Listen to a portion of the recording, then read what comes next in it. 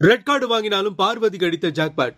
முந்தைய சீசன்கள்ல இருந்த love content இப்ப காஜி கண்டென்ட்டா மாறிடுச்சு. உடனே பார்வதியையும் கமருதீனையும் வெளியே அனுப்புங்கன்னு ரசிகர்கள் பலர் எதிர்மறையா விமர்சனம் செய்ததால பிக் பாஸ் சீசன் 9 நிகழ்ச்சியோட டிஆர்பி ரேட்டிங் பயங்கரமா டவுன் ஆச்சு. ஒரு கட்டத்துல குழந்தைகளை இந்த ஷோவை பார்க்க விடாதீங்கன்னு விஜய் சேதுபதி ஓப்பனா சொன்னாரு.